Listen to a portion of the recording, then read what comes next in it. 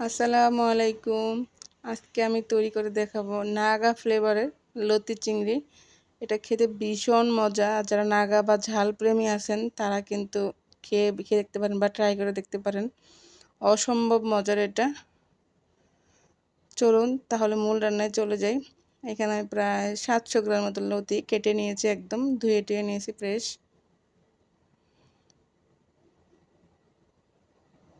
আর এখানে নিলাম ছোটো চিংড়ি, ছোটো বলতে মিডিয়াম চিংড়ি। এটা দেখে খেতে ভালোই লাগে, আর দেশি চিংড়ি এটা। চিংড়ি একটু বেশি করে দিবেন, প্রায় 1 কাপ চিংড়ি মাছ নিয়েছি আমি এখানে। তো চুলা প্যান বসিয়ে দিলাম, দিলাম আমি 1/2 কাপ সয়াবিন তেল।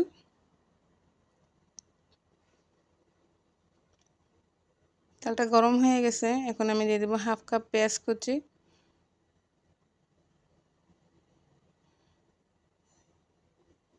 পেঁয়াজটা আমি ভালো করে ভেজে নেব।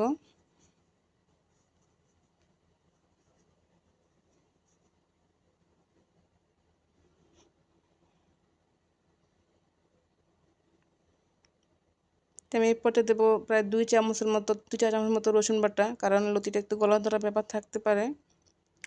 রসুন বেশি দিলে তো সমস্যা নাই, কিন্তু কম দিলে গলা ধরার সম্ভাবনা থাকে। দিলাম স্বাদ মতো লবণ, 1/2 চা চামচ হলুদের গুঁড়া, 1 চা চামচ মরিচের গুঁড়া। একটু ভালো করে ভেজে নিচ্ছি। দিলাম সামান্য একটু পানি, যেন মশলাটা পুড়ে না যায়।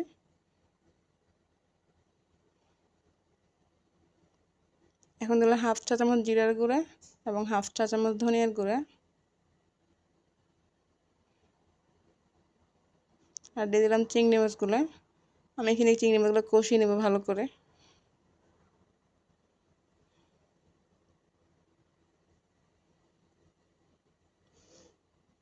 এটা কষানো হয়ে গেছে, এখন আমি দিয়ে দেবো যে নাগা ফ্লেভার। এটা কিন্তু অত ঝাল না, কিন্তু ফ্লেভারটা অনেক সুন্দর, এর স্মেলটা অনেক সুন্দর। আপনারা ট্রাই করে দেখবেন। আমি হাফ ইউজ করছি, পুরোটা ইউজ করি নাই। যারা জাল খোর তাদের জন্য তো একদম পারফেক্ট একটা রেসিপি।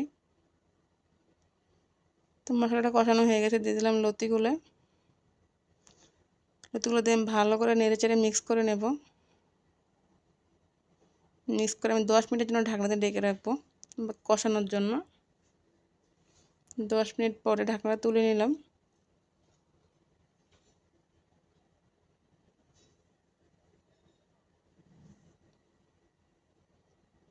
আবার নেড়ে চেড়ে দিলাম। এখন দিয়ে দেবো 2 কাপ গরম পানি। গরম পানিটা কিন্তু ইউজ করা ভালো, রান্নার কাজে সুবিধা হয়, অনেক তাড়াতাড়ি সিদ্ধ হয়। সব কিছু মিলিয়ে কিন্তু গরম পানিটা ইউজ করা ভালো রান্নার কাজে। পানি দিলাম, এখন ঢাকনা দিয়ে আমি এটা সেদ্ধ হওয়া পর্যন্ত রান্না করব, বা ঝোলটা শুকিয়ে যাওয়া পর্যন্ত অপেক্ষা করব আর কি।